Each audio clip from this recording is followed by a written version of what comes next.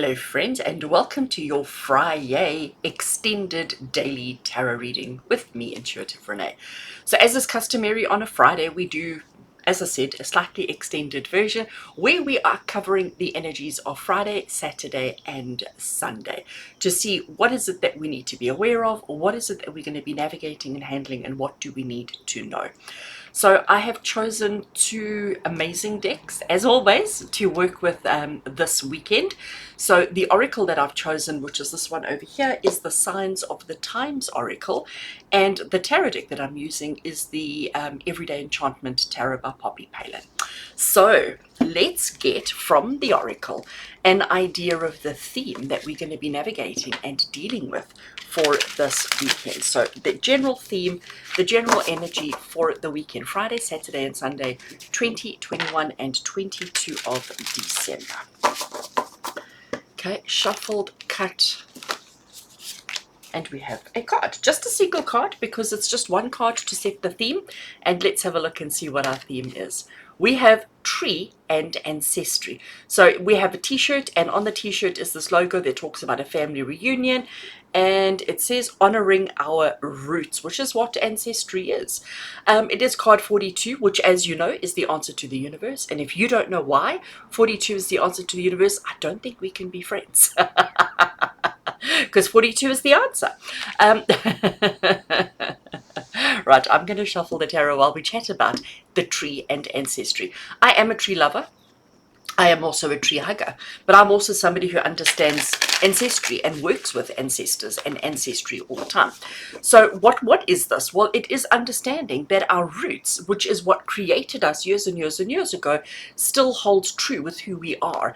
And as much as we try and improve, I'm going to talk about, where you are in your life now, and looking at your parents and how your parents raised you, and how possibly you have raised your children, and how it is human nature that we're constantly trying to improve on things. So we're not saying that your parents did a shoddy job or a terrible job at raising you, but I will say to you that it is human nature that we constantly look at what our parents did, how our parents raised us, and we are always trying to improve on that. And then when we become parents ourselves, how we try to better that again and do more for our children to, improve on the recipe, to improve on. But no matter how much we try and improve on the things that we do, we still have this basic ancestral energy that flows through who we are. And it's important that we honor that. It's important that we acknowledge it, because you can't hide it, you can't avoid it, you can't stay away from your roots of who you truly are. And I think as a humanity, right? My English is terrible, but as a humanity, as a collective, I think we're all trying to get back to our roots. We're trying to get back to the things that are truly, truly important, because I think every single one of us is starting to recognize and to realize that somewhere along the line, we've missed the boat. Somewhere along the line, we've forgotten the things that truly, truly matter when it comes to being a good person, when it comes to being a good human being, a good citizen of this world. So tree and ancestry, family reunion. And again, this is festive season. We are literally just a few days away from Christmas, which is a time of family. It is a time of gathering. It's a time of getting together. Even if you're not a Christian or celebrates Christmas, end of the year is a time for coming together to acknowledge what we've been through, what we've achieved and accomplished and experienced this year, and start preparing ourselves for the next year. So in order to do that, we have to go backwards. We have to look back, and that's ancestry. We have to look back at where we've come from in order to understand where we are going. So let's see how the tarot wants to add and contribute to that story. So the first card we have is the Four of Coins. We then have the Three of Wands. Oh, I don't know if I'm going to fit in. We have the Emperor. Can I fit one more? I'm sure I can. Yes, yes. And we have the High Priestess. I love that. Absolutely love that. Right. Put those cards aside. Let's have a look and see. So we're going to start off with our Four of Coins. Now here we have a little boy at the seaside, okay? Everybody is playing, everybody's having a good time. He is trying to build himself a castle. He's found some coins, he's got a little bit of money, but he's sort of saying it's not enough, it's not enough, it's not enough. Why? He's ambitious. He wants a lot. He wants, and he understands that, you know, you need a lot of coin in order to achieve the thing. So as much as he's building this fabulous, fabulous castle in the background, he still feels like he doesn't have enough. So he's still saying, but this is all I have, but this is all I have. So to me, and I'm interpreting it in a completely different way today, because I'm going with the theme of ancestry, with the whole theme of tree and understanding what matters to us. So even though he has this beautiful castle in the background that he has created with his own bucket and spade, you know, he's phenomenal at what he's done, but he still feels inadequate. He still feels like he doesn't have enough, because the way that he perceives judgment, he thinks people are going to judge him not because of what he's capable of creating, but by what he does or doesn't have. And I think that is just so true of society today, isn't it? Nobody looks at your skills and your talents and says, wow, you're an amazing person. People look at how much money you have and go, wow, you're an amazing person. And we perceive that people who have a lot of coin are good people. And that's not always the case. All right. So Four of Coins is about understanding like how much to give, how much to hold on to, what is the equal exchange, what is it that you need, and what is it that's relevant and significant. Then we have the Three of Wands over here. So we have a few people who are clearly, I'm going to call it mountain climbing, for one, hiking, mountain climbing, and they're trying to reach a pinnacle. Sorry about that, friends. I had to pause recording because there was something that needed my urgent attention. So I also adjusted the lighting a little bit before I started again. Shall we carry on? I was talking about this Three of Wands. And as I said to you, here we have a few people who are hiking, mountain climbing, reaching the summit, rising above, if I can say. They've got their trusted companions. We've got an aeroplane. We've got a few birds flying around, a lot of birds flying around. But what they're doing is they are checking to see this is where they want to go, right? To the top of those mountains over there. And this is them sort of getting to a point and saying, okay, how much further? How much further? How much further? The birds are representing freedom. Okay, so it's this exploration. I haven't got words today. Oh my gosh. So this is them wanting to explore, wanting to expand their horizons, wanting to go further and to go beyond and to go wherever they want to go. But in order to make sure that they are moving in the right direction, every now and again they need to stop and they need to check themselves. They need to check their progress. They need to see, right, okay, are we closer? Are we further? Have we moved in the wrong direction? So Three of Wands is like what I like to call the checkpoint. It's like just stopping and saying, all right, we're doing well, right? Because look how high up we are. Look how far we've come. We're doing well, but we're not there yet. We've still got a journey ahead of us. We've still got a ways to go ahead of us, but we are moving in the right direction. Because if you don't confirm or check whether you're moving in the right direction, immediately you start getting self-doubt and insecurities and all of these kind of things, and then things start falling apart. So in order to make sure that you are heading in the right direction, you need to stop and check in with yourself from time to time. So, and we need to do this as far as our ancestry goes, as our tree goes, as our history goes. We need to every now and again just stop in and check with ourselves and say, hold a second. We are trying to improve on ourselves so that we can improve on our children and their lifestyles, etc. But if we lose sight of the end goal, if we lose sight of what it is we're actually working towards, we're never going to arrive there. We're going to be so far off course, it's going to be impossible to get back to where we want to be. Then we have the Emperor. You know, he's got such a welcoming face, and the fact that he's got this hand out in this welcoming gesture, you know, he almost draws you in. We have that same bird, that same eagle, that same freedom in the background. So he does have a smile on his face, but he looks very businesslike, doesn't he? So he may say to you, how's the weather, but he doesn't actually want to have a conversation about the weather. He's going to be the kind of person who says, like, you know what, let's get down to basics. Let's discuss. He's a busy man, clearly, with all his tools all over his desk. He is also a family man. We can see the photo in the background. So he does care and he does love, but he's not going to want to have idle conversation. He's going to invite you to sit down and, right, let's get to business. What is it that you want to talk about? What's on your mind? How can I help you? This is somebody who is very fact-based, very practical, very down to earth, but also somebody who says, what is it that I can help you with? What is your need? Okay? Because he wants to get to business. He wants to get down to the truth of the particular situation at hand. He doesn't want to fiddle with useless facts and useless information and useless conversation. So he's like saying to you, truth. We have truth here and we have truth here. So the emperor is basically saying to you, you've got to keep checking in with yourself. You've got to be honest with yourself about how far you've come, because that is so important.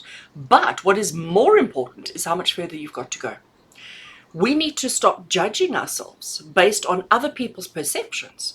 We need to start believing and truly understanding the talent, the skills, the ability we have, and to start celebrating and to start readjusting what we deem as significant, relevant, and important. And then we have the High Priestess. High Priestess is one of my favorite cards, because she has so much wisdom, she has so much understanding, she has so much knowledge, compassion. She has all of that within herself. She doesn't always share it. She doesn't always tell everybody about it. She tends to internalize quite a lot because she has all this knowledge, she has all this understanding about what is going on around her.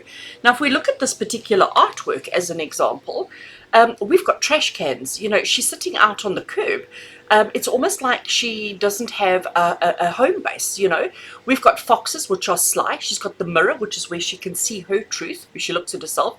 And then she's got cats. And if you've ever owned a cat, or if you are a cat lover, you understand you don't own cats, cats own you.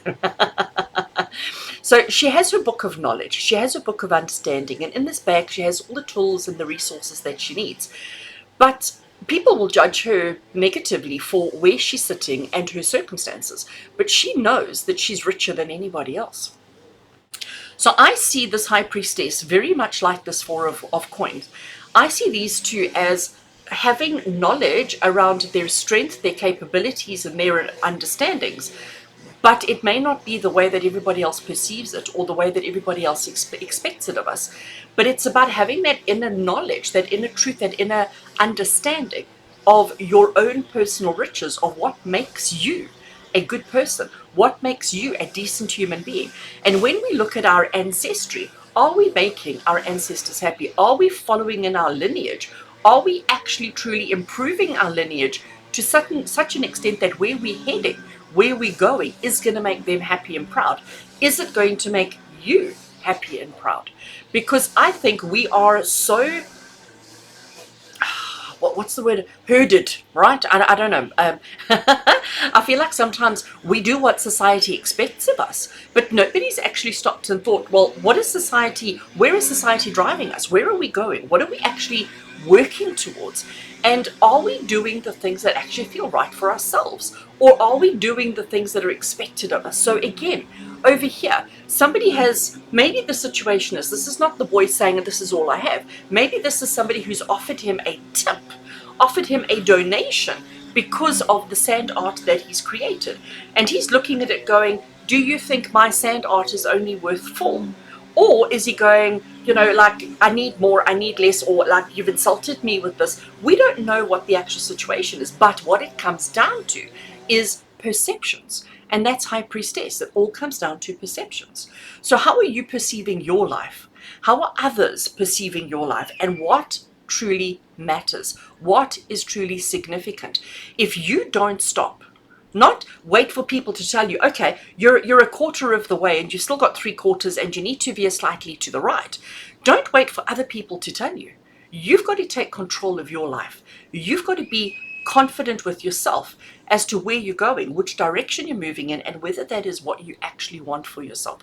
Don't let other people dictate to you. In certain circumstances, we have to abide by the laws, abide by the rules, and all of those kind of things. But the reality is we need to be in control of our own circumstances.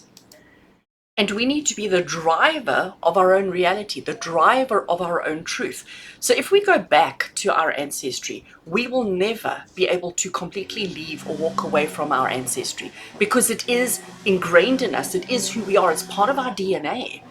But we're not limited or trapped or caged or restricted by our DNA. We have control, we have power to determine the route that we want to go. There are people who want to help you. There are people who are saying, right, where are you wanting to go? What are you wanting to do? But you need to have that information, and then you can go and consult and ask for help and guidance. But at the end of the day, you are the driver of your own truth, your own reality. So friends, as we are heading towards the end of 2024, you need to ask yourself the question of, are you happy with the progress that you made in 2024?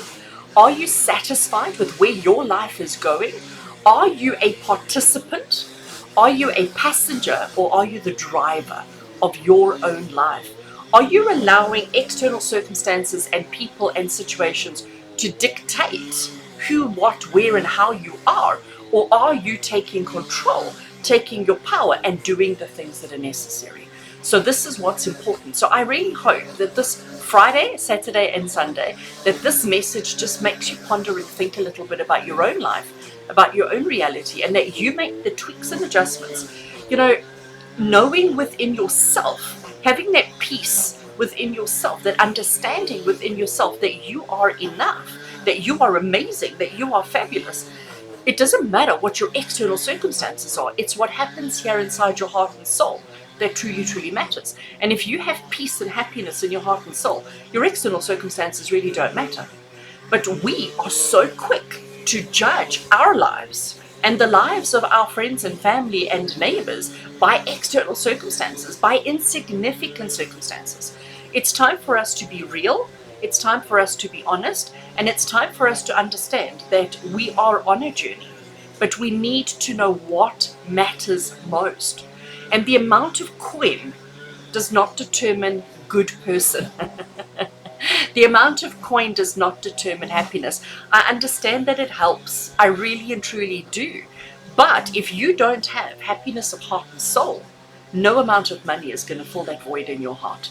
So let's strive together towards a life of happiness, of true happiness, of knowing where we're going, knowing in which direction we're moving, and knowing that we are doing right by our ancestors, but also right by our generations that are yet to come. Because the things that you do today are going to affect your future generations. Sure, friends, this was a deep, deep, deep message. I am sending you all much love and many blessings. I look forward to connecting with you again very, very soon. I do wish you the most amazing weekend. With love and blessings, take care, friends.